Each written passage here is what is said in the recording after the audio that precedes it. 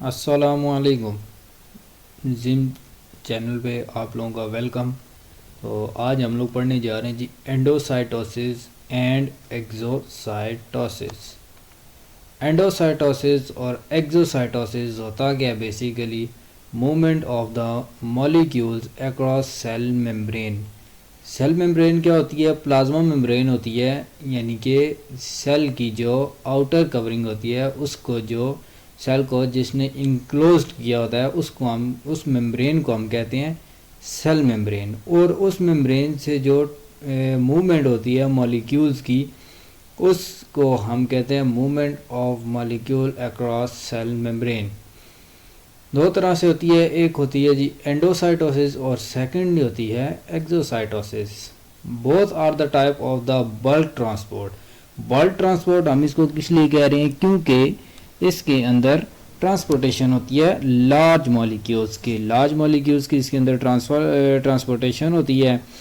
तो it is also called as the active transport utilization of ATP. Bulk transport हम इसको इसलिए कह रहे हैं क्योंकि इसके अंदर बड़े यानी कि बड़े मॉलिक्यूल भी कह सकते हैं और large amount of the molecules भी कह सकते हैं। यानी कि छोटे छोटे जो होते हैं वो आपको मैं आगे एग्जांपल बताऊंगा और एक इसकी टाइप बताऊंगा, उससे आपको ज़्यादा अच्छी तरह से समझ आ जाएगा। It is also called active transport. Active transport हम क्यों कह रहे हैं? क्योंकि इसमें यूटिलाइजेशन होती है एटीपी की। अब यूटिलाइजेशन ऑफ एटीपी किस जगह पे होती है वो अभी मैं आपको चल के आगे बताता हूँ। एंडोसाइटोसिस, एंडो का मतलब होता है inside and cytosis means cell, means inside the cell. Endocytosis is a cellular processes where a cell engulfs external materials by enclosing them in a vesicles formed from its cell membrane. Endocytosis में क्या होता है? जो एक cellular process होता है। अब उस सेलुलर प्रोसेसेस में क्या होता है? सेल क्या करता है? इनगल्फ्स करता है। इनगल्फ्स का मतलब होता है अपने अंदर इनटेक करता है एक्सटर्नल मटेरियल्स की। यानी कि हमें पता है कि सेल के जो बाहर वाला एरिया होता है उसको हम लोग एक्सटर्नल इन्वायरमेंट कहते हैं और सेल के अंदर वाला जो एरिया होता है उसको हम लोग इंटरनल इन्वायरमेंट कहते हैं। तो सेल क्या करेगा इस प्रोसेस में? जो एक्सटर्नल मटेरियल होगा उसको इनगल्फ करेगा अपने अंदर by enclosing them in a vesicle. एक वेसिकल के अंदर उसको क्लोज करके, बंद करके अपने अंदर इनटेक करेगा, form from its cell membrane. अब वेसिकल, वेसिकल क्या होती है? हम लोग ने अभी बात की कि जो सेल होता है वो एक्सटर्नल इन्वायरमेंट से मटेरियल्स को इनगल्फ करता है अपने अंदर इन द फॉर्म ऑफ वेसिकल। अब हम देख लेते हैं वेसिकल क्या चीज़ होती है। It is a small spherical sac, a variety of substances are transported in vesicles from one structure to another within cell. यानी वेसिकल एक स्मॉल स्फेरिकल सैक होती है, यानी राउंड शेप सैक होती है, खाली जो ऑलो टेप ऐसे फॉर एग्जांपल, यानी कि कहते हैं कि एक बाउल टाइप शेप कर लें उस तरह का होता है ये वेसिकल। अब वेसिकल करता है क्या? वैरायटी ऑफ सब्सटेंसेस, यानी कि बहुत सारे सब्सटेंसेस की ट्रांसपोर्टेशन करता है सेल के अंदर या सेल से चीज़ों को बाहर ले जाने में।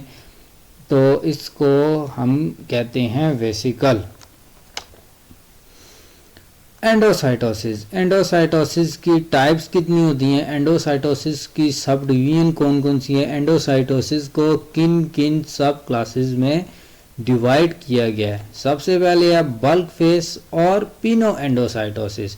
बल्क फेस और पिनो एंडोसाइटोसिस, इसमें हमें सही तरीके से समझ आएगा कि हम लोग बल्क ट्रांसपोर्टेशन क्यों कह रहे हैं एंडोसाइटोसिस और एक्सोसाइटोसिस के प्रोसेस को। सेकेंड है फैगोसाइटोसिस। फैगो मतलब eating and cytosis mean cell, यानी कि सेल्फ ईटिंग प्रोसेस होता है, उसको हम कहते हैं फैगोसाइटोसिस। और receptor mediated endocytosis, receptor mediated नाम से जाहिर हो रहा है कि जिसके अंदर रिसेप्टर्स का जो होगा वो रोल होगा उसके अंदर, तो इसको हम कहते हैं रिसेप्टर मीडिएटेड एंडोसाइटोसिस। अब ये तीनों स्टेप्स होते किस तरह से हैं, इनका पाथवे क्या है, रिसेप्टर मीडिएटेड एंडोसाइटोसिस का, बल्क फेस और पिनो एंडोसाइटोसिस का और फैगोसाइटोसिस का, इन तीनों का पाथवे क्या है वो हम लोग अलग अलग से डिस्कस करते हैं। Receptor mediated endocytosis, receptor mediated endocytosis क्या होती है? A type of endocytosis by which cell take up specific ligands. Ligands क्या चीज़ होती हैं वो हम अभी बताते हैं, यानी कि अब इस स्टेटमेंट का मतलब क्या है?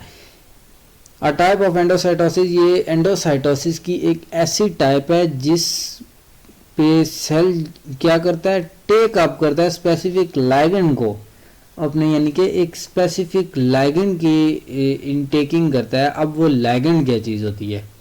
लाइगेंड हम देख लेते हैं। लाइगेंड्स कोलेस्ट्रॉल कंटेनिंग लाइगेंड्स भी होते हैं जिन्हें हम लो डेंसिटी लिपोप्रोटीन्स कहते हैं, एलडीएल्स इन अ शॉर्ट फॉर्म। ट्रांसफरिन भी हो सकते हैं जो आयरन ट्रांसपोर्टिंग प्रोटीन्स होते हैं इन द ब्लड, जो आयरन की ट्रांसपोर्टेशन कार्य होते हैं ब्लड के अंदर, और वाइटामिन्स भी हो सकते हैं, एंड एंटीबायोटिक्स भी हो सकते हैं, और हार्मोन्स भी हो सकते हैं। अब आगे चलते हैं। सबसे पहला प्रोसेस, अब यहाँ से जो है वो इसका पाथवे बिल्कुल स्टार्ट हो गया। जो लास्ट अभी हमने पढ़ा है वो इसकी थोड़ी सी इंट्रो पढ़ा है कि रिसेप्टर मीडिएटेड एंडोसाइटोसिस क्या होती है और इस पे लाइगेंड क्या चीज़ होती है और लाइगेंड कितने टाइप्स के होते हैं और बेसिकली लाइगेंड होता क्या है वो हमने देखा है। अब हम जो होते हैं रिसेप्टर मीडिएटेड एंडोसाइटोसिस का पाथवे करते हैं स्टार्ट के, ये प्रोसेस, ये पाथवे होता किस तरह से है। On the extracellular side of the plasma membrane, an LDL particle that contain cholesterol bind to a specific receptor in the plasma membrane to form receptor LDL complexes। हम लोगों ने अभी पीछे बात की थी कि कौन कौन से लाइगेंड्स आगे अटैच हो सकते हैं, LDLs आगे अटैच हो सकते हैं, cholesterol containing low density lipoproteins, vitamins, antibiotics, hormones, यानी कि कोई भी ऐसे मॉलिक्यूल्स जिनको हम लोगों ने लाइगेंड का नाम दिया था वो आगे बाइंड करेंगे रिसेप्टर के ऊपर, और रिसेप्टर के ऊपर जब बाइंड करेंगे तो रिसेप्टर क्या बन जाएगा, रिसेप्टर एलडीएल कॉम्प्लेक्स।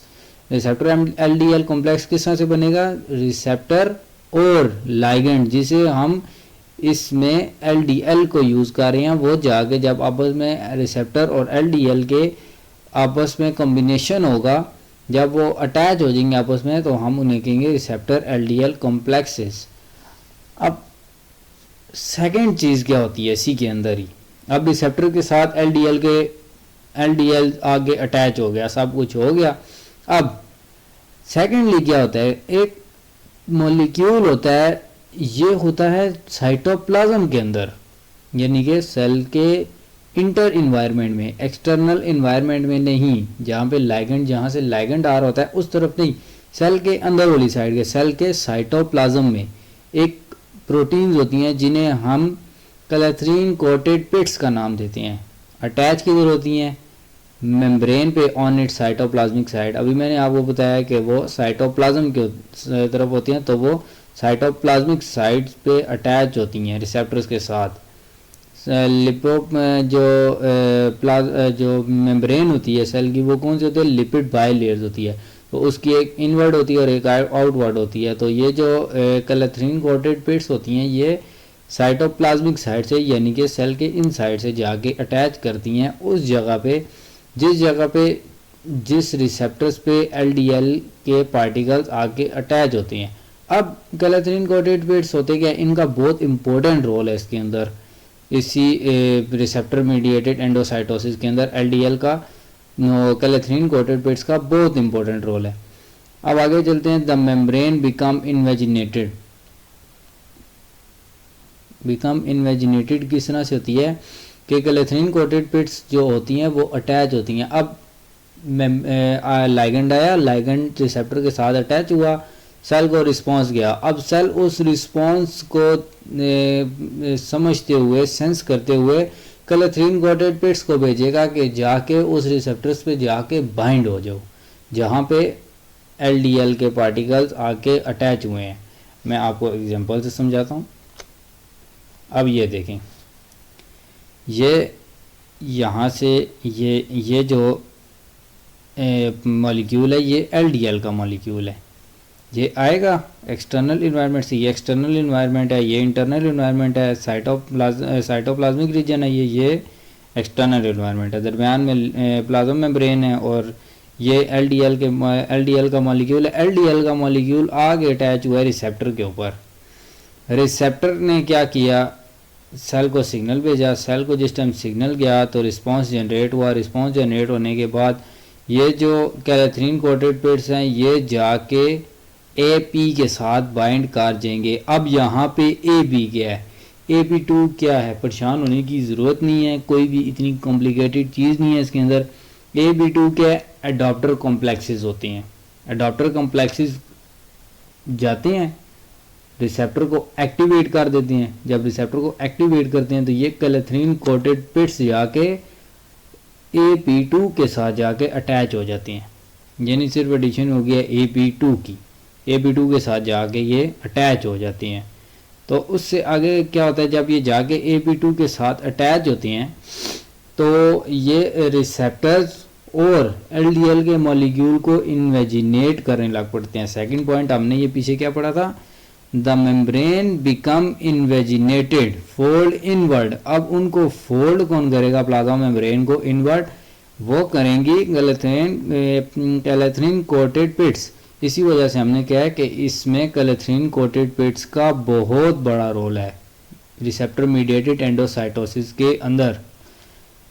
इसीलिए इसको कहा जाता है कैलेथ्रीन डिपेंडेंट एंडोसाइटोसिस। कैलेथ्रीन डिपेंडेंट यानी कि ये जो प्रोसेस होता है ये कैलेथ्रीन प्रोटीन पे डिपेंडिंग करता है। ये जो कैलेथ्रीन प्रोटीन्स है इन पे डिपेंड करता है, क्योंकि अगर ये कैलेथ्रीन प्रोटीन्स होंगे ही नहीं तो ये जो प्रोसेस है, जो प्लाज्मा मेम्ब्रेन को जिस जगह पे रिसेप्टर प्रेजेंट है और उन रिसेप्टर पे क्या आके अटैच हुआ है, एलडीएल के मॉलिक्यूल्स, उनको इन्वेजिनेट ही नहीं करवा सकेगा अगर ये कैलेथ्रीन कोटेड पिट्स प्रेजेंट ही नहीं होंगे। तो फिर क्या होगा, ये इन्वेजिनेशन स्टार्ट हो जाएगी। ये जो कैलेथ्रीन कोटेड पिट्स हैं, ये जो प्रोटीन्स हैं, ये इनको खींचेंगे अपनी पूरी ताकत से, तो प्लाज्मा मेम्ब्रेन क्या होगी, इन्वेजिनेट हो जाएगी और एक जो उसका सेगमेंट होगा प्लाज्मा मेम्ब्रेन का वो अंदर की तरफ मूव हो जाएगा। उसके बाद क्या होगा, ये जो एरिया होगा ये वाला जहाँ से ये जो सेगमेंट अंदर की तरफ टर्न हुआ है ये दोबारा से बंद हो जाएगा। बंद किस हो जाएगा, ये और ये आपस में जुड़ जाएंगे यानी कि क्लोज हो जाएंगे। अब एंडोसाइटोसिस में क्या हो रहा है, एक जो सेगमेंट्स होते हैं ये प्लाज्मा मेम्ब्रेन के, ये बेसिकली लिपिड बायलेयर्स ही हैं। ये जो लिपिड बायलेयर्स हैं यही आगे जाके वेसिकल बन रहे हैं। वेसिकल कोई अलग से चीज़ नहीं है सेल के अंदर कि जो चीज़ों को आगे पीछे लेके जाएगा। बेसिकली लिपिड बायलेयर्स जब इन्वेजिनेट होती है इनवर्ड प्लाज्मा मेम्ब्रेन, जब ये जो कैलेथ्रीन कोटेड पिट्स हैं ये जब इसको प्लाज्मा मेम्ब्रेन को और रिसेप्टर्स को और जो लाइगेंड्स होते हैं उनको इनवर्ड मूव करता है। लाइगेंड क्या चीज़ है, एलडीएल के मॉलिक्यूल जो बाहर से आके अटैच हुए हैं रिसेप्टर के ऊपर, जब इनको इनवर्ड मूव करता है, इनवर्ड खींचता है, तो ये जो प्लाज्मा मेम्ब्रेन का ये वाला एरिया होता है वो ही अंदर की तरफ इन्वेडिनेट हो जाता है, इनवर्ड मूव होता है वही वाला एरिया। तो वो एरिया जब यहाँ से निकल जाता है, यहाँ से बर्ड ऑफ होता है, तो पीछे प्लाज्मा मेम्ब्रेन का जो एरिया होता है, प्लाज्मा मेम्ब्रेन जो होती है वो आपस में जुड़ जाती है और ये जो प्लाज्मा मेम्ब्रेन का हिस्सा होता है जो इधर से निकलता है उसको हम नाम देते हैं वेसिकल का। अभी आपको अच्छी तरह से समझ आ गई होगी कि वेसिकल बेसिकली होती क्या चीज़ है। अब होता क्या है, वेसिकल की फॉर्मेशन जो हमने अभी बात की, the invagination edge of the membrane around the clathrin coated pits fuse and small piece of the membrane pinch off. यानी कि क्या होगा, जो कैलेथ्रीन कोटेड पिट्स हैं वो जाके फ्यूज कर जाएंगी जिस जगह पे प्लाज्मा मेम्ब्रेन की जिस जगह पे रिसेप्टर होगा, जिस जगह पे आके वो एलडीएल का मॉलिक्यूल अटैच होगा, वहाँ पे जाके ये कैलेथ्रीन कोटेड पिट्स AP2 के साथ जाके अटैच कर देंगी। AP2 क्या चीज़ है? AP2 रिसेप्टर्स के साथ ही अटैच होते हैं। AP2 को कहते हैं अडॉप्टिंग प्रोटीन। एक अडॉप्टिंग प्रोटीन रिएजेंट होते हैं जो अडॉप्ट करते हैं कलेथरीन कोटेड पिट्स को, यानी कि कलेथरीन कोटेड पिट्स को अपने साथ अटैच करते हैं। क्योंकि हम जानते हैं कि ऐसी चीज़, फॉर एग्जांपल हम इंजाइम की एग्जांपल ले लेते हैं। इंजाइम्स की एक एक्टिव साइट होती है और उसकी एक स्पेसिफिक सबस्ट्रेट होता है उसका, तो वो आपस में इक्वली बाइंड करेंगे तो फंक्शन परफॉर्म होगा। इसी वजह से, इसीलिए ये AP2 अडॉप्टर प्रोटीन होती हैं जो कैलेथरीन कोटेड पिट्स जो होते हैं जाके उनके इसी तरह से सबस्ट्रेट एंजाइम की जैसे साइड होती हैं, इनकी भी एक साइड होती है, वो जाके यहाँ पे बाइंड कर जाती हैं। तो मेम्ब्रेन तो फ्यूज़ करेंगे और small piece of the membrane pinch off, जिसे मैंने आपको कहा कि आगे जाके हम उसको वेसिकल का नाम दे रहे हैं, द रिजल्टिंग वेसिकल, कि वो आगे जाके वेसिकल बन रहा है। Known as clathrin coated vesicle contain the receptor of LDL complex, जिसे हम क्या कह रहे हैं? कैलेथरीन कोटेड वेसिकल जो वेसिकल बना है। अब वेसिकल की बात हो गई है, पुराने वाले को अब थोड़ी देर अब लीव कर दें, अब उससे आगे आ जाएं जहाँ से वेसिकल बना है। वेसिकल बन गया जिसको हम कह रहे हैं clathrin coated vesicle contain the receptor LDL complexes. Clathrin coated vesicle देख लेते हैं पहले कि कैलेथरीन कोटेड वेसिकल क्यों कह रहे हैं हम उसे, क्योंकि जिस टाइम अभी यहाँ पे एक पॉइंट मिस हुआ है, बना हुआ नहीं है यहाँ पे, मैं आपको समझा देता हूँ। कैलेथरीन कोटेड पिट्स हम किस लिए कह रहे हैं? क्योंकि ये जब इन्वेजिनेशन इसकी करता है प्लाज्मा मेम्ब्रेन की इनवर्ड, तो एक वेसिकल बनता है राउंड सा, उसके साथ ये AP2 और ये कैलेथरीन कोटेड पिट्स अटैच ही रहती हैं। ये कोई उसके साथ से रिमूव नहीं होते, ये भी अटैच होते हैं, जिसको हमने कहा है कि clathrin coated vesicle containing the receptor LDL complexes, यानी कि इसके अंदर क्या है? रिसेप्टर्स भी हैं, इसके अंदर रिसेप्टर भी होंगे। जाहिर सी बात है, इसने इन्वेजिनेट किया है, वेसिकल बनाया है, तो ये जो सारे जो इसके साथ होंगे पार्टिकल्स होंगे जिन्होंने इस प्रोसेस में पार्टिसिपेशन किया, वो सारे इसके साथ अटैच ही रहेंगे। तो इसीलिए हम इसको कह रहे हैं कि कैलेथरीन कोटेड वेसिकल, कि उसके साथ कैलेथरीन कोटेड वेसिकल भी होंगे जिसके अंदर LDL रिसेप्टर कॉम्प्लेक्सेस भी होंगे। अब जो थर्ड पॉइंट आ जाता है वो आ जाता है जी अनकोटिंग का। अनकोटिंग में क्या होता है? Almost immediately after it is formed, after it is formed, कौन फॉर्म कर रहा है? वेसिकल फॉर्म कर रहा है। The clathrin coated vesicle loses its clathrin coated to become an uncoated vesicle. Clathrin molecule either return to inner surface of the plasma membrane, ये आपको diagram से सही समझ आएगी। अब होता क्या है? इमीडिएटली, यानी कि जल्दी से, जिस टाइम वो जो मैंने आपको बताया कि जो पॉइंट मिस है, उससे आगे क्या होता है? ये जो बाहर कैलेथरीन कोटेड पिट्स हैं ये यहाँ से रिमूव होना शुरू हो जाती हैं, ये यहाँ से रिमूव होती हैं और जाती कहाँ पे हैं? दोबारा से प्लाज्मा मेम्ब्रेन की तरफ, प्लाज्मा मेम्ब्रेन की तरफ जाएंगी। जो और लाइगेंड आ रहे होंगे रिसेप्टर के ऊपर जिन्होंने बाइंड किया होगा, वो इनको वेसिकल बनाने में मदद करेंगे, इसीलिए ये यहाँ से रिमूव आउट हो जाते हैं, क्योंकि इनका काम यहाँ पे ख़त्म हो जाता है। ये कहते हैं चलो भाई साहब आपका काम हो गया, अभी आप वेसिकल बन गए हो, आप सेल के अंदर आ गए हो, आपकी मदद हमने कर दिया, बस हमारा काम यही तक था, अब हम यहाँ से वापस जा रहे हैं। तो ये क्या करते हैं? यहाँ से अनकोटेड हो जाते हैं, रिमूव हो जाती है। तो अगली बात हमने कौन सी की है? After it is move the clathrin coated vesicle loses it clathrin coated and become a uncoated vesicle. तो वो क्या कहलाएंगे? Uncoated vesicle clathrin molecules. और the return to the inner surface, वही बात है कि इनर सरफेस की तरफ मूव करेंगे ऑफ द प्लाज्मा मेम्ब्रेन की। फोर्थ पॉइंट कौन सा है? Fusion with the endosome. अब क्या होता है? एंडोसोम क्या होता है? एंडोसोम जब एक वेसिकल बन जाता है, यानी बाहर से मॉलिक्यूल आया, मॉलिक्यूल क्या? लाइगेंड। लाइगेंड कौन से होते हैं? बहुत सारे लाइगेंड होते हैं, हार्मोन्स होते हैं, वाइटामिन्स होते हैं, LDLs होते हैं, और वो यानी कि बेशुमार से होते हैं लाइगेंड्स।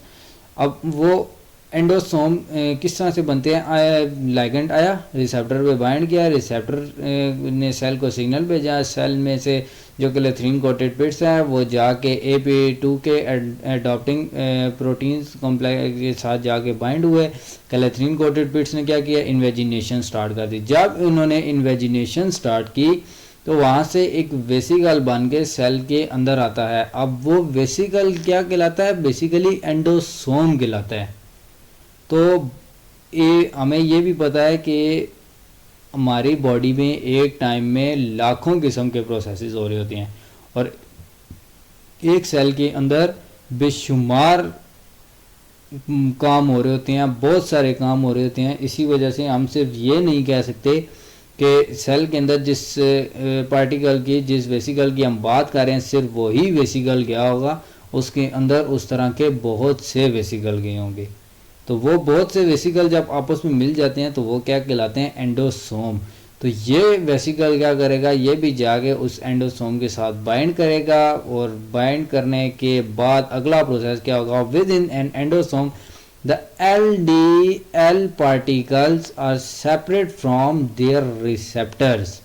LDL के पार्टिकल्स जो होंगे वो अपने रिसेप्टर्स के साथ से रिमूव हो जाएंगे। ये LDL के पार्टिकल्स हैं, ये उसके रिसेप्टर्स हैं। अब ये यहाँ से रिमूव होना शुरू हो जाएंगे। मैं आपको बताता हूँ, ये देख, ये इट इज़ कॉल्ड एंडोसोम। अब अनकोटिंग वेसिकल्स हो गई हैं। सबसे पहले हमने क्या कहा था, इन्वेजिनेशन होगी, जो क्लेथरीन कोटेड पिट्स होंगी वो रिमूव हो जाएंगी, अनकोटिंग हो जाएगी, अनकोटिंग होने के बाद एंडोसोम के साथ फ्यूज़ हो जाएंगी। अब ये जब एंडोसोम के साथ फ्यूज़ हो जाएगा तो जो रिसेप्टर्स होंगे उन पे से जो LDL के पार्टिकल्स होंगे वो रिमूव होना शुरू हो जाएंगे और ये जो रिसेप्टर्स होंगे ये कहाँ पे जाएंगे, आर्म्स में चले जाएंगे। एंडोसोम्स की ये आर्म्स हैं, इनमें चले जाएंगे और यहाँ से क्या होगा, जो ये आर्म होंगी, आर्म्स ये यहाँ से रिमूव हो जाएंगी एज अ ट्रांसपोर्ट वेसिकल्स और फिर वापस चली जाएंगी प्लाज्मा मेम्ब्रेन के ऊपर ही, जिस तरह से क्लेथरीन कोटेड पिट्स गई हैं। क्लेथरीन कोटेड पिट्स ने जाके क्या करना है, उस जगह पे अटैच हो जाना है दोबारा से, लेकिन रिसेप्टर्स होंगे तो वो LDL का पार्टिकल वहाँ पे अटैच होगा ना। इसीलिए ये जो ज़ाहिरी बात है, जिस चीज़ का काम जिस जगह पे ख़त्म हो जाता है उसको फ़ौरन जाना पड़ता है। अब इंसानों वाला काम है ही नहीं कि बस बैठ जाओ बाद में काम कर लेंगे, इस तरह वाला काम नहीं होता। फ़ौरन मुकम्मल काम स्टार्ट होता रहता है हर टाइम सेल के अंदर। इसी वजह से जहाँ जिस जगह पे जिस पार्टिकल का, जिस रिसेप्टर्स का, जिस प्रोटीन्स का काम ख़त्म वो अपनी जगह से रिमूव।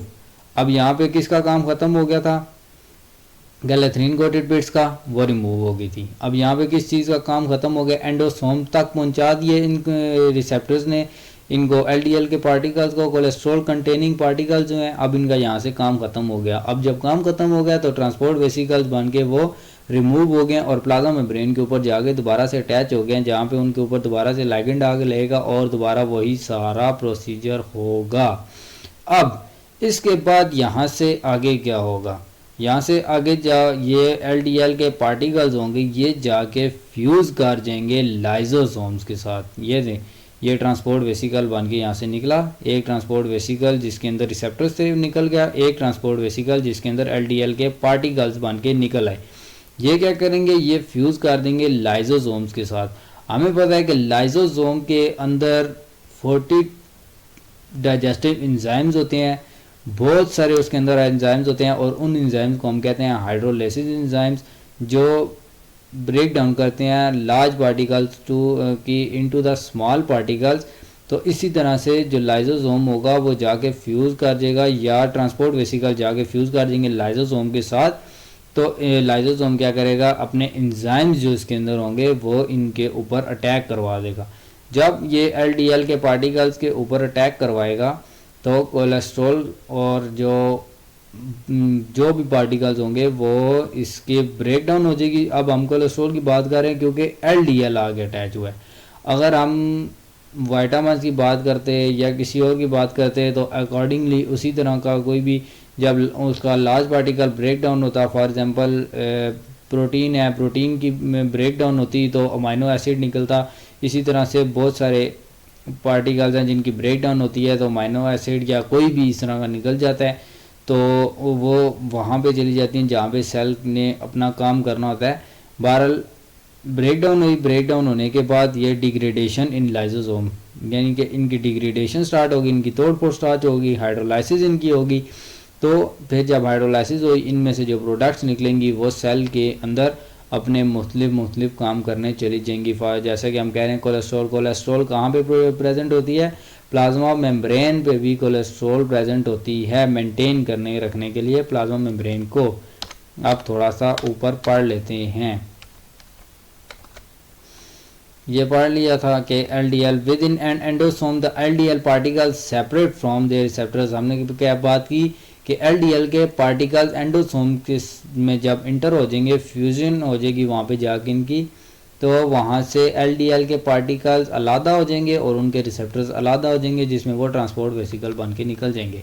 अब फिफ्थ स्टेप कौन सा? Recycling of the receptor to the plasma membrane. ये भी वही बात है जो हम कर चुके हैं। Most of the receptors accumulate in the elongated protrusions of the endosome, the arms of the cross shaped vesicles।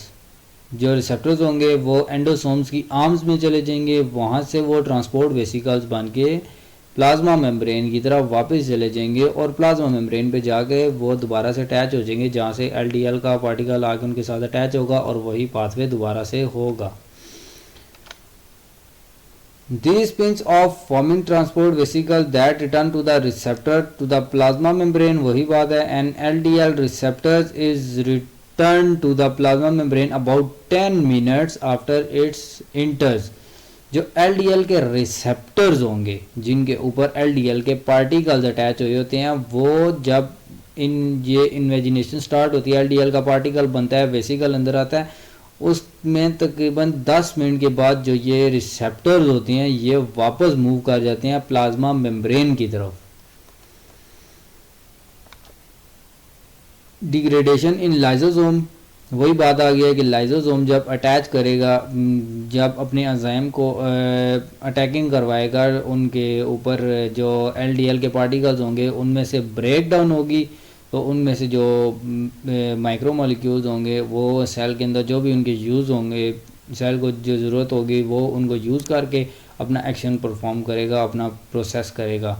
अब ये पढ़ LDL particles birds of the endosome and fuse with the lysosome. LDL के particles bird और निकलेंगे वहाँ से और endosome के साथ एंडोसोम में से निकलेंगे और लाइसोसोम के साथ फ्यूज़ कर देंगे। लाइसोसोम क्या करेगा? अपने एंजाइम जो होंगे वो अटैक करवाएगा, जिससे क्या होगी? ब्रेक डाउन होगी large particles and lipid molecules of LDL की। फॉर एग्जांपल प्रोटीन है और लिपिड्स हैं। प्रोटीन के मॉलिक्यूल, प्रोटीन्स का लाइगेंड आया या इसका लिपिड्स का लाइगेंड आया। प्रोटीन से क्या निकलेगा? अमाइनो एसिड, और लिपिड से निकलेंगे फैटी एसिड्स। अमाइनो एसिड और फैटी एसिड्स क्या करते हैं? ATP की यूटिलाइजेशन करते हैं और building other molecules needed by the cells, यानी कि जो दूसरे सेल्स होते हैं, ऐसे सेल जो अपना फंक्शन प्रॉपरली परफॉर्म नहीं कर रहे, उनका लाइफ स्पैन ख़त्म हो चुका है या कम हो चुका है, उनकी डिग्रेडेशन हो रही है, तो उन ऑर्गेनेलिस को क्या करता है? रिसाइकल करने के लिए ये जो अमाइनो एसिड और फैटी एसिड्स होते हैं ये यूज़ होती हैं और इन यानी कि एनर्जी के तौर पे यूज़ होते हैं, ATP के तौर पे यूज़ होती हैं ये दोबारा से उनको रिसाइकल करने के लिए। अब जो हमने बात की थी कि LDL क्या होता है? कोलेस्ट्रॉल कंटेनिंग लाइगेंड होता है, उसके अंदर कोलेस्ट्रॉल के पार्टिकल्स होती हैं। तो अब क्या होती है? जब लाइसोसोम अपने एंजाइम्स का एक्ट करवाता है, उनके ऊपर जो LDL के पार्टिकल्स होते हैं वो हाइड्रोलिसिस करते हैं large particle into a small particle in the presence of water, break down होती है उनकी। तो कोलेस्ट्रॉल क्या करता है? वो उनमें से जो LDL का पार्टिकल होता है, LDL यानी कि मैक्रो मॉलिक्यूल है, उसकी ब्रेक डाउन होगी इनटू द माइक्रो मॉलिक्यूल में, जिसमें से कोलेस्ट्रॉल निकलेगा। कोलेस्ट्रॉल क्या करेगा? रीबिल्डिंग इट्स मेम्ब्रेन, यानी कि जाएगा मेम्ब्रेन की रीबिल्डिंग करेगा। मेम्ब्रेन जहाँ जहाँ से थोड़ी सी ख़राब है या फंक्शन में उनकी थोड़ी सी मिसकंसेप्शंस आ रही हैं, तो जाएगा वहाँ पे से उसकी रे बिल्डिंग करेगा एंड सिंथेसिस करेगा ऑफ स्टीरॉइड्स की सिंथेसिस करेगा। स्टीरॉइड्स क्या करेंगे, आगे हार्मोन्स को रिलीज़ करवाने में जो अपना रोल प्ले करेंगे।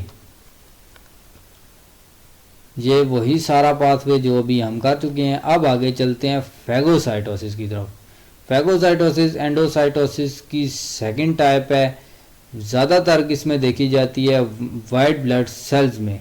और कौन से दो तरह के जो फेजेस हैं जो फैगोसाइटोसिस का होते हैं, एक मैक्रोफेज होता है जो किस जगह पे प्रेजेंट होता है, बॉडी टिश्यूज़ में प्रेजेंट होता है। बॉडी टिश्यूज़ में कौन से रीजन्स में, क्योंकि बॉडी के अंदर बहुत सारे टिश्यूज़ होते हैं। अब उन टिश्यूज़ में कौन कौन सी जगह पे कौन किस किस के ऑर्गन्स के किस किस जगह के टिश्यू में प्रेजेंट होते हैं वो देखते हैं। लिवर के टिश्यू में प्रेजेंट, लिवर के टिश्यू में प्रेजेंट होते हैं, लंग्स में प्रेजेंट होते हैं, लिम्फ नोड्स में प्रेजेंट होते हैं, स्किन में प्रेजेंट होते हैं, बोन मैरो में प्रेजेंट होते हैं, जो मैक्रोफेजिस होते हैं।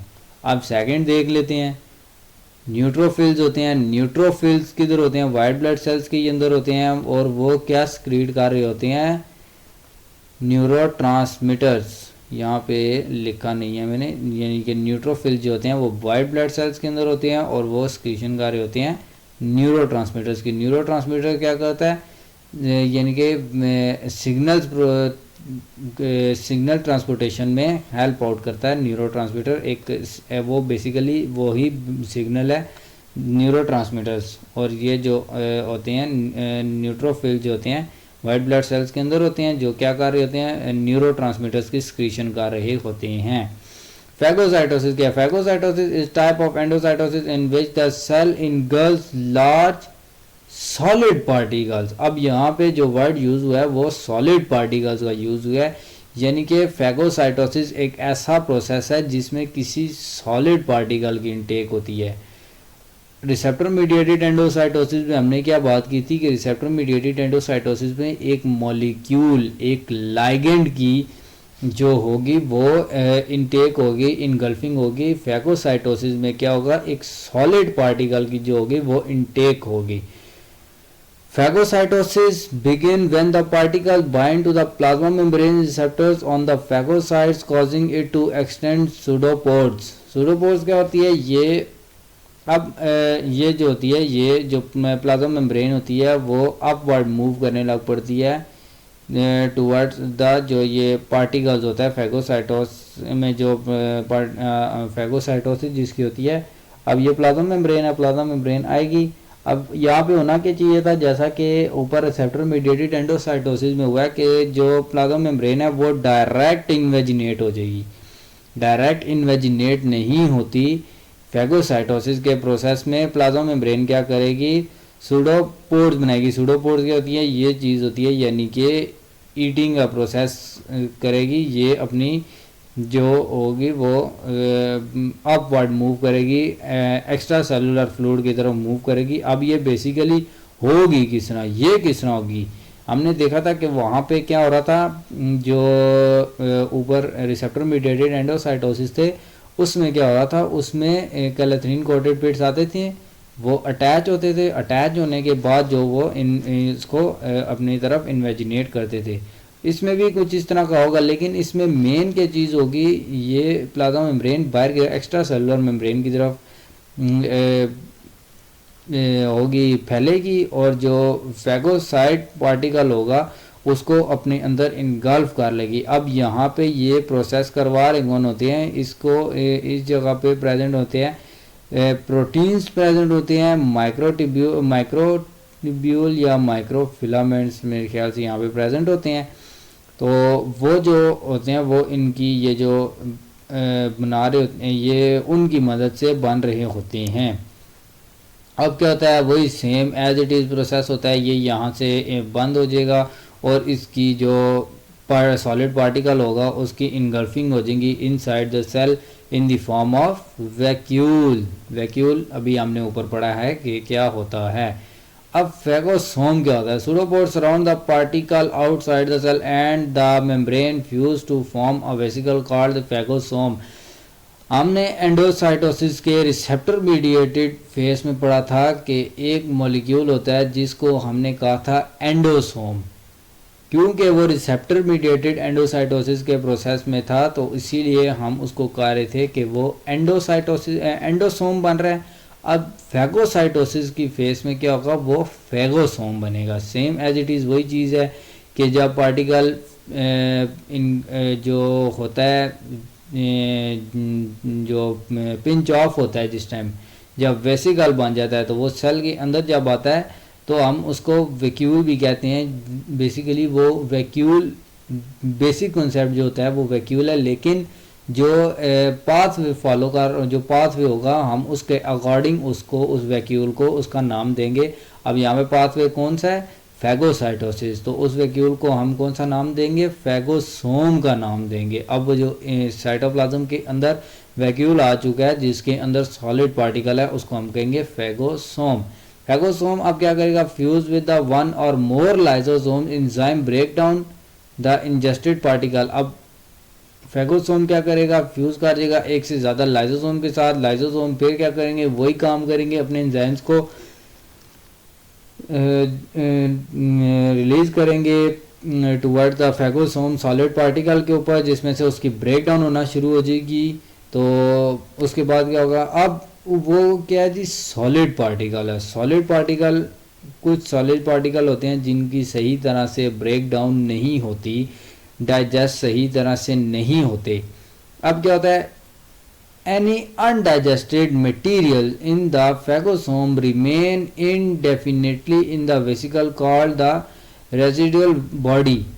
यानी कि ऐसे मटेरियल जो डाइजेस्ट नहीं हुए होते, जिनकी जो तोड़ फोड़ है वो लाइसोसोमल एंजाइम नहीं करवा सके, वो उनको कहेंगे रेजिडुअल बॉडीज, जो बाकी रह गई हैं पीछे, यानी कि जो डाइजेस्ट हो गया उसके अलावा जो रह गई हैं उसको हम कहेंगे रेजिडुअल बॉडी, जो सेल के या तो बाहर चली जाएंगी एक्सोसाइटोसिस के प्रोसेस से, या स्टोर हो जाएंगी सेल के अंदर एज अ लिपोफिजन ग्रेन्यूल्स के। लिपोफिजन ग्रेन्यूल्स क्या कार्य होते हैं?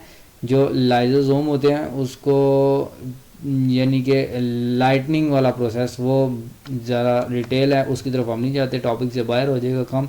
बस आप ये याद रख लें कि एज अ लाइपोफिजियन ग्रेन्यूल्स के तौर पे वो सेल के अंदर स्टोर हो जाते हैं या सेल के बाहर चले जाते हैं एक्सोसाइटोसिस के प्रोसेस से। डायग्राम देख लेते हैं।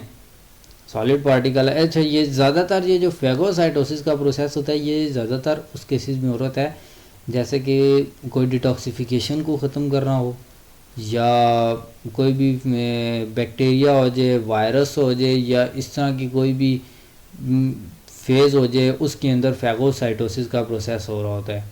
अब होता है क्या, फॉर एग्जांपल हम कोई बैक्टीरिया ही कर लेते हैं। बैक्टीरिया जिस टाइम सेल के करीब आता है, सेल क्या करता है? सूडोपोड बनाता है। सेल जिस टाइम सूडोपोड बनाता है तो ये जो बैक्टीरिया होता है या कोई भी पार्टिकल होता है, सॉलिड पार्टिकल होता है, उसको इनगल्फ कर लेता है। इनगल्फ करने के बाद अपने अंदर, यानी कि इनगल्फिंग करता है जिस टाइम, तो मैंने आपको बताया कि रिसेप्टर मीडिएटेड एंडोसाइटोसिस में हम क्या कह रहे थे? एंडोसोम। फेगोसाइटोसिस के प्रोसेस में हम क्या कहेंगे? फेगोसोम। तो ये जब सेल के अंदर आएगा फेगोसोम आएगा, उधर से गोल्जी कॉम्प्लेक्स से लाइसोसोम आ रहा होगा जिसके अंदर डाइजेस्टिव इंजाइम्स होंगे। डाइजेस्टिव इंजाइम्स क्या करेंगे? डाइजेस्टिव इंजाइम्स जाएंगे और बाइंड कर जाएंगे फेगोसोम्स के साथ, जिसमें से क्या होगा, ये जो इंजाइम्स हैं ये इंटर हो जाएंगे इसमें सॉलिड पार्टिकल वाले रीजन में, जहाँ से इसकी डिग्रेडेशन और डाइजेशन स्टार्ट हो जाएगी।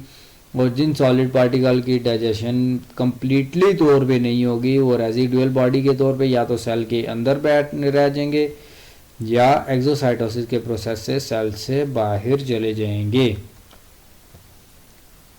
विनोसाइटोसिस। विनोसाइटोसिस को हम बल्क फेज एंडोसाइटोसिस का प्रोसेस भी कहते हैं, ये वो फेस है जिसमें हमें बल्क फेस एंडोसाइटोसिस का कॉन्सेप्ट बिल्कुल सही तरह से समझ आएगा। अब पिनोसाइटोसिस होती है when large amount of water is needed to intake. अब क्वेश्चन यहाँ पे ये अराइज होता है कि प्लाज्मा मेम्ब्रेन के अंदर तो चैनल्स होते हैं जिनको हम लोग एक्वापोर का नाम दे रहे होते हैं। अब ये जो वाटर के मॉलिक्यूल हैं वो एक्वापोर से भी तो जा सकती हैं, तो हमें ये पिनोसाइटोसिस का पाथवे फॉलो करने की क्या ज़रूरत है। पिनोसाइटोसिस का पाथवे फॉलो करने की इसी वजह से ज़रूरत है क्योंकि वो जो एक्वापोर्स होते हैं उनमें से जो वाटर के मॉलिक्यूल्स होते हैं वो एक कांस्टेंट जो उनकी होती है अमाउंट उससे जा रहे होते हैं, कांस्टेंट अमाउंट में जा रहे होते हैं, बल्क अमाउंट में नहीं जा सकते एक्वापोर्स के अंदर से। इसी वजह से हम ये जो एंडोसाइटोसिस का प्रोसेस होता है और एक्सोसाइटोसिस का, इसको हम बल्क ट्रांसपोर्टेशन कहते हैं, यानी कि सेल के अंदर बल्क ट्रांसपोर्टेशन होती है। अब पिनोसाइटोसिस पाथवे की क्या ज़रूरत होती है कि सेल के अंदर वाटर की ज़रूरत पड़ चुकी है, वाटर इनटेक होना नेसेसरी हो गया है, सेल को हर हाल में पानी जो वाटर होता है वो ज़्यादा क्वांटिटी में चाहिए। जो एक्वापोर से पानी जो वाटर आ रहा है वो उसके लिए अब नहीं है, उसको कोई ऐसा फंक्शन परफॉर्म करना है सेल को जिसके लिए उसको बल्क अमाउंट में वाटर की ज़रूरत है। A form of endocytosis in which tiny droplet of extracellular fluid are take up। Droplet क्या है? वही वाटर का मॉलिक्यूल है जिसके अंदर पार्टिकल्स हैं बहुत सारे। वो पार्टिकल कौन से हम आगे चल के देखते हैं। प्लाज्मा मेम्ब्रेन क्या होती है? फोल्ड होती है inward and form of vesicle containing a droplet of the extra cellular fluid. वही सारी स्टोरी है। प्लाज्मा मेम्ब्रेन जो होगी वो इनवर्ड मूव करेगी। हाँ, अभी क्या होता है, अभी इसमें क्या होता है, एंडोज रिसेप्टर भी डेडिड एंडोसाइटोसिस में तो वो गानी आपको पता चल गया, फैगोसाइटोसिस में भी पता चल गया। अब इसमें क्या होता है, इसमें अब वाटर के मॉलिक्यूल्स आते हैं, वाटर के मॉलिक्यूल आके डायरेक्ट अटैच होते हैं प्लाज्मा मेम्ब्रेन के ऊपर। अब ये फेस ऐसी फेस होती है जिसमें किसी किस्म की प्रोटीन रिसेप्टर की, प्रोटीन चैनल्स की ज़रूरत नहीं होती। वाटर के मॉलिक्यूल आए बल्क अमाउंट में जिसको हम लोग ड्रॉपलेट्स कह रहे हैं। ड्रॉपलेट्स आए, ड्रॉपलेट्स प्लाज्मा मेम्ब्रेन के ऊपर अटैच हुए, अटैच होने के बाद प्लाज्मा मेम्ब्रेन इन्वेजिनेट हुए, इन्वेजिनेट होने के बाद वेसिकल बन के सेल के अंदर इंटर हो गया। ये प्रोसेस होता है इसमें पिनोसाइटोसिस के प्रोसेस में। इस प्रोसेस में रिसेप्टर्स, प्रोटीन्स, किसी किस्म का इस तरह का कोई भी सिस्टम इसके अंदर प्रेजेंट नहीं होता। Vesicle detach or pinch off from the plasma membranes and enter to the cytosol। cytosol means cytoplasm की बात हो रही है, सेल के अंदर इंटर हो जाएंगे। Within the cell vesicle fuse with the lysosome where enzyme degrade the engulfing solution। वही बात है कि लाइसोसोम जो है वो अपने इंजाइम्स को अटैक करवाएगा इनके वाटर मॉलिक्यूल्स के ऊपर और उनकी ब्रेक डाउन हो जाएगी, हाइड्रोलिसिस हो जाएगी, लार्ज पार्टिकल्स स्मॉल पार्टिकल्स में कन्वर्ट हो जाएंगे। Amino acid, fatty acid leave the lysosome to be use elsewhere in the cell. यानी कि अब वाटर के मॉलिक्यूल्स के अंदर से जब ब्रेक डाउन होगी तो जो उनके अंदर मॉलिक्यूल्स होंगे, फॉर एग्जांपल हमने अमाइनो एसिड की एग्जांपल ले लिया है। अमाइनो एसिड प्रोटीन्स है, प्रोटीन्स की ब्रेक डाउन हुई है अमाइनो एसिड में, अमाइनो एसिड और लिपिड की ब्रेक डाउन हुई है फैटी एसिड में। ये दोनों सेल्स के अंदर से निकले हैं और सेल के अंदर अब लाइसोसोम के अंदर से निकले हैं और सेल के अंदर चले गए हैं जहाँ पे उनको अभी ज़रूरत है सेल को जो ज़रूरत है इन चीज़ों की कि वो अपना फंक्शन परफॉर्म करे। अब ये होते किस जगह पे हैं? बल्क फेस एंडोसाइटोसिस और pinocytosis occur in most cell specially absorptive cell in the intestine and kidney. यानी कि जो एब्जॉर्प्शन कार्य होती हैं सेल्स उनके अंदर इनकी ज़रूरत पड़ती है। अब वो एब्जॉर्प्शन किस जगह पे हो रही है? ज़्यादा अमाउंट में इंटेस्टाइन के अंदर हो रही होती है और किडनी के अंदर भी हो रही होती है। इस वजह से सेल को लार्ज अमाउंट में वाटर की इनटेक करवाना पड़ती है। ये सारा पाथवे है, वाटर के मॉलिक्यूल आएंगे, इंटर होंगे, जो प्लाज्मा मेम्ब्रेन है वो इन्वेजिनेट हो जाएगी और वेसिकल बन जाएगा। वेसिकल लाइसोसोम के साथ फ्यूज़ करेगा, लाइसोसोम हाइड्रोलिसिस करेगा, लाइसोसोम के एंजाइम्स हाइड्रोलिसिस करेंगे और जो उसके अंदर से अमाइनो एसिड, फैट्स एक्सेट्रा जो भी निकलेंगे और वो सेल के अंदर चले जाएंगे अपना फंक्शन परफॉर्म करने के लिए। और ये पाथवे की जगह पे हो रहा होता है, ज़्यादातर इंटेस्टाइन और किडनी में हो रहा होता है। एक्सोसाइटोसिस, एंडोसाइटोसिस में क्या हो रहा था, bring material into the cell, and exocytosis में क्या होगा, moving out the material from the cell, यानी कि टोटल उल्ट हो जाएगा। टाइप्स ऑफ द सेल्स, यानी कि एक्सोसाइटोसिस हम कह रहे हैं कि ऐसा प्रोसेस होता है जिसमें सेल के अंदर से पार्टिकल्स मूव करते हैं सेल के बाहर। अब वो कौन से सेल्स होते हैं जो कौन से पार्टिकल्स होते हैं जो सेल के अंदर से मूव करते हैं सेल के बाहर थ्रू वेसिकल, सिक्रीटरी सेल्स होते हैं, डाइजेस्टिव एंजाइम्स, म्यूकस एक्सेट्रा। और हम इसमें इंसुलिन की एग्जांपल भी ले सकते हैं कि इंसुलिन जब हमारे बॉडी में शुगर लेवल कम होता है तो क्या रिलीज़ होती है, इंसुलिन। इंसुलिन अब इसी तरह से तो नहीं ना पड़ी होती, भाई पड़ी हुई है तो बस आया सिग्नल आने के बाद इंसुलिन रिलीज़ हुई, लीवर के पास गई, लीवर को सिग्नल दिया और ग्लूकोजेनेसिस हो गई, ग्लूकोज की सिंथेसिस हो गई, हमारा शुगर लेवल मेंट। इस तरह तो नहीं होता ना। एक प्रॉपर सेल के अंदर इंसुलिन प्रेजेंट होती है तो वो इंसुलिन क्या करती है, सेल के अंदर से एक्सोसाइटोसिस का प्रोसेस करके निकलती है और दोबारा से वो आगे जाके अपना प्रोसेस करती है। सिक्रीटरी सेल्स होते हैं और डाइजेस्टिव एंजाइम्स भी होते हैं जो सेल के अंदर से रिलीज़ हो रहे होते हैं और म्यूकस भी होती हैं। और दूसरी तरफ कौन से सेल्स होते हैं, नर्व सेल्स होते हैं, न्यूरोट्रांसमीटर्स होते हैं जो सेल्स के अंदर से निकल रहे होते हैं। न्यूरोट्रांसमीटर्स हमने किस जगह पे पढ़ा था, फैगोसाइटोसिस के प्रोसेस में भी पढ़ा था हमने जाके कि वहाँ पे भी न्यूरोट्रांसमीटर्स प्रेजेंट होते हैं। Waste are also release, waste जो होता है यानी कि वेस्ट कौन सा वेस्ट होता है, वेस्ट का मतलब होता है कि फॉर एग्जांपल हम खाने की एग्जांपल लेते हैं, हम लोगों ने खाना खाया, खाना हमारी कैपिलरी वेंस कैपिलरीज में इंटर हो गया, इंटर होने के बाद वो जो सेल के अंदर इंटर हुआ, सेल के अंदर से ग्लूकोज, प्रोटीन, सब कुछ जो सेल को ज़रूरत थी वो सेल ने क्या किया, उसमें से इनटेक कर लिया। जो फूड पार्टिकल्स होते हैं उनमें से इनटेक किया, इनटेक होने के बाद जो वेस्ट मटेरियल होगा वो सेल में से रिलीज्ड हो जाएगा और कैपिलरीज में जाकर वहाँ से स्क्रीट आउट हो जाएगा। During exocytosis membrane enclose vesicle called the secretory vesicles from inside the cell. अब सिक्रीटरी वेसिकल्स हम इसे इसलिए कह रहे हैं क्योंकि ये पार्टिकल्स की स्क्रीशंस करवाते हैं। एक्सोसाइटोसिस हमने प्रोसेस ही पढ़ा है कि एक्सोसाइटोसिस एक ऐसा प्रोसेस है जिसमें पार्टिकल मूव आउट होते हैं फ्रॉम द सेल से बाहर जाते हैं, स्क्रीशन होती है। तो इसके लिए जो वेसिकल यूज़ होगा वो सिक्रीटरी वेसिकल यूज़ होगा। इसलिए हम कह रहे हैं कि जो during exocytosis membrane enclose vesicle called secretory vesicles from inside the cell fuse with the plasma membrane and release their content into the extracellular fluid।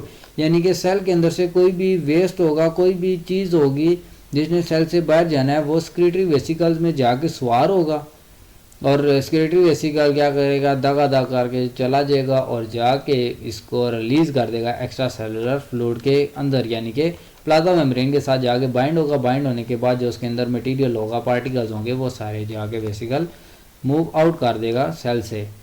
Segment of the plasma membrane loss through endocytosis and recover or recycle by exocytosis. The balance between the endocytosis and exocytosis give the surface area of the cell membrane relatively constant. ये point बहुत important है, बहुत ज़्यादा। अब इसको हम लोग diagram से समझते हैं। एंडोसाइटोसिस के प्रोसेस में क्या हो रहा था, एंडोसाइटोसिस के प्रोसेस में लाइगेंट आता था, रिसेप्टर वो सब कुछ आपको पता है कि क्या होता है, लाइगेंट आता था, लाइगेंट आके सेल के साथ अटैच हुआ। मैंने क्या बात की ऊपर कि बेसिकल सेल के अंदर कोई और चीज़ नहीं होती कि जो आगे बैठी होगी, इंतजार कर रही होगी एक स्टॉप पे कि हाँ जी पार्टिकल्स आएंगे मेरे अंदर सवार होंगे तो बस उनको आगे लेके जाना है। इस तरह के कोई भी वेसिकल नहीं होता।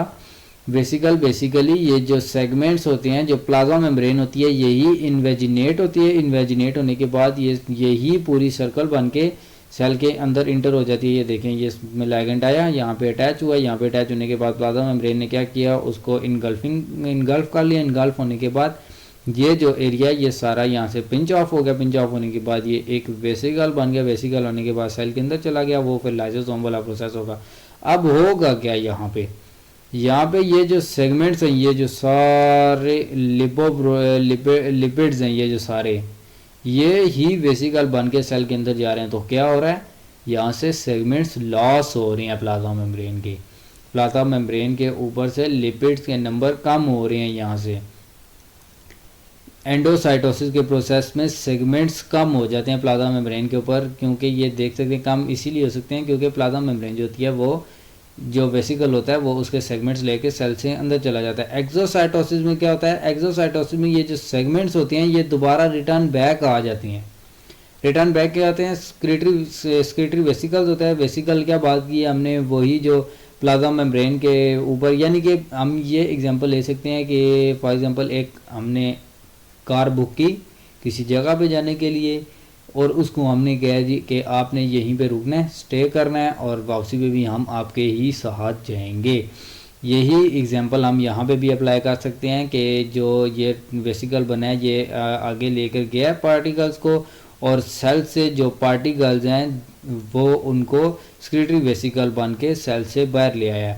ये यहाँ से आया स्क्रीटरी वेसिकल बन के, जिसके अंदर जो वेस्ट या जो भी पार्टिकल्स हैं जिन्होंने सेल से बाहर रिलीज़ होना है, वो पार्टिकल्स आए और ये वेसिकल आगे दोबारा से बाइंड हुआ प्लाज्मा मेम्ब्रेन के साथ। प्लाज्मा मेम्ब्रेन के साथ बाइंड हुआ प्लाज्मा मेम्ब्रेन, आस्ता आस्ता ये वाला एरिया पीछे, ये वाला एरिया अपनी तरफ पीछे ओपन होने लग पड़ा। इस तरह से ओपन होते होते ये जो पार्टिकल्स होंगे इसके, ये सेल में स्क्रीट आउट हो जाएंगे। अब आपको ये वाला सेंटेंस सही समझ आएगा। Segment of the plasma membrane loss through the endocytosis. Endocytosis के प्रोसेस के दौरान जो प्लाज्मा मेम्ब्रेन का जो सेगमेंट्स होते हैं जो लॉस हो जाते हैं, वो रिकवर हो जाते हैं और रिसाइकल्ड हो जाते हैं बाय एक्सोसाइटोसिस। एक्सोसाइटोसिस के प्रोसेस में वो रिकवर हो जाती हैं। The balance between the endocytosis and exocytosis keep the surface area of the cell membrane relatively constant। इस प्रोसेस से, एंडोसाइटोसिस और एक्सोसाइटोसिस के प्रोसेस से क्या होता है, जो प्लाज्मा मेम्ब्रेन का जो सरफेस एरिया होता है वो रिलेटिवली कांस्टेंट रहता है, उसमें कोई चेंज नहीं आता। ये नहीं होता कि बस इन लिगेंड आ रहे हैं, अटैच हो रही हैं, इनवर्ड मूव होता जा रहा है, आस्ता आस्ता करते करते करते करते जो प्लाज्मा मेम्ब्रेन है वो कम होती जा रही है। नहीं, ऐसा बिल्कुल भी नहीं होता। अगर एक लिगेंड सेल के अंदर आ रहा है तो दूसरी तरफ से जो वेसिकल्स होंगे, जो एक्सक्रीटरी वेसिकल्स होंगे, वो आके जिन सेल ने अपना, जिन पार्टिकल्स ने अपना फंक्शन परफॉर्म कर लिया, और स्क्रीटरी पार्टिकल्स होंगे जिन्होंने निकलना होगा, वो स्क्रीटरी वेसिकल से दूसरी तरफ से उसके अंदर पैक होके सेल से बाहर आ जाएंगे, जो सेगमेंट्स पूरे हो जाएंगे जिसे। अच्छा, कुछ सेल्स इस तरह से होते हैं जिनके अंदर कुछ ऐसे मॉलिक्यूल्स इंटर होते हैं जिनकी वजह से लार्ज अमाउंट ऑफ, या हम लोग कहते हैं कॉन्स्टेंटली क्वाइट चेंजेस एक्सचेंजिंग आ जाती हैं सेल के अंदर। तो इसीलिए जो अब एक एग्जांपल थी मेरे माइंड में, चले वो इंशाल्लाह आपके साथ फिर मैं शेयर करूँगा कि एक सेल्स होते हैं जो 90 मिनट्स में कि 1 आवर में उसकी जो लार्ज एक्सचेंज होती है उसको वो कवर कर देती हैं। जो एक्सक्रीशन होती है सेल के अंदर से, वो लार्ज जो एक्सक्रीशन होती है वो उधर से वो उनकी रिमूव हो जाती है। तो उम्मीद करता हूँ कि आपको आज का लेक्चर पसंद आया होगा। अगर लेक्चर पसंद आया तो चैनल को लाइक और चैनल को सब्सक्राइब, वीडियो को लाइक और दोस्तों के साथ शेयर भी कर दीजिए। नेक्स्ट वीडियो तक के लिए मुझे दीजिए इजाज़त और जुड़े रहिए इसी तरह से जिम चैनल के साथ।